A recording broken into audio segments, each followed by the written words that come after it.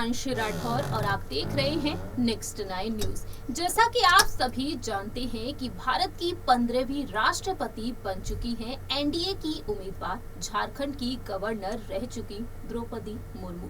द्रौपदी मुर्मू को लगातार बधाई संदेश मिल रहे हैं। सबसे पहले आपको बता दें, 18 जुलाई के दिन राष्ट्रपति चुनाव के लिए मतदान की प्रक्रिया हुई थी और 21 जुलाई के दिन राष्ट्रपति चुनाव के नतीजे सामने आए थे। पहले से ही बीजेपी को भरोसा था कि द्रौपदी मुर्मू इन चुनाव में जीत हासिल करेंगी। वहीं हार का सामना किया टीएमसी के वरिष्ठ नेता, यूपीए की तरफ से उम्मीदवार बनाए गए यशवंत सिन्हा। करारी हार का सामना किया था यशवंत सिन्हा ने। आपको बता दें, द्रौपदी मुर्मू ने तकरीबन 5,77,777 वोट से जीत हासिल की और ऐसे में देखने को मिला कि कैसे पक्ष और विपक्ष के बीच जंग छिड़ती हुई नजर आई।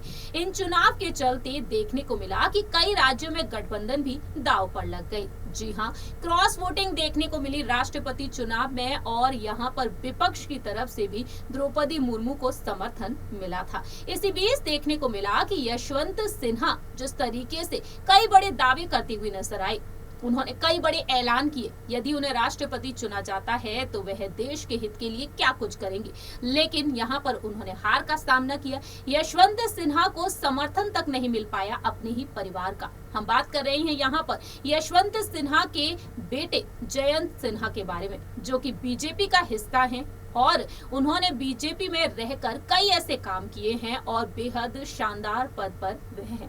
केंद्रीय मंत्री जयंत सिन्हा लगातार अपनी बात रखते हुए नजर आते हैं, ना सिर्फ प्रेस कॉन्फ्रेंस के जरिए बल्कि सोशल मीडिया के जरिए भी।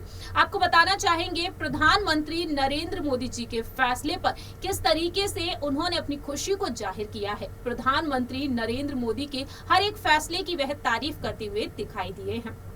आपको बता दें, बेहद खास मौका रहा जब एक उत्सव का आयोजन किया गया और उस उत्सव में शामिल हुए जयंत सिन्हा।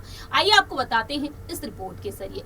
जानकारी के लिए आपको बता दें, आजादी के अमृत महोत्सव के अवसर पर ऊर्जा महोत्सव के अंतर्गत विद्युत मंत्रालय MNRE और केंद्र सरकार के सहयोग से उज्जवल भारत उज्जवल भविष्य 2047 के तहत देश भर में विद्युत क्षेत्र में हुई प्रमुख उपलब्धियों को उजागर कराने के लिए अब कार्यक्रम आयोजित किए जा रहे हैं। 25 जुलाई से 30 जुलाई तक ये कार्यक्रम चले हैं और ऐसे में देखा जाए तो यहाँ पर कई दिग्गज नेता शामिल हुए जिन्होंने अपनी बात रखी।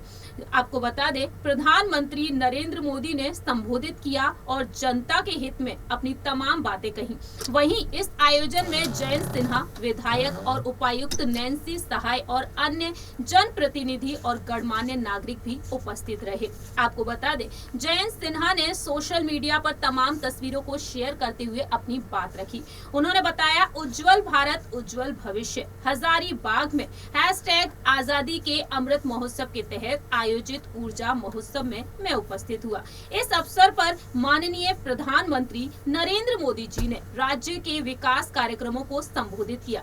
मोदी सरकार में 8 वर्षों में देश के सुदूरवर्ती इलाकों तक बिजली पहुंची है। भारत आज अपनी क्षमता से अधिक बिजली उत्पादन कर रहा है। हजारीबाग में अधिकारियों को खनन मदद से ऊर्जा क्षेत्र में व्यापक कार्य करने की सुझाव दिए। हम सुनिश्चित कर रहे हैं कि हर किसी को बिजली जैसी बुनियादी सुविधा प्राप्त हो और जन जन के उत्थान के लिए पूरी निष्ठा कार्यरत हो।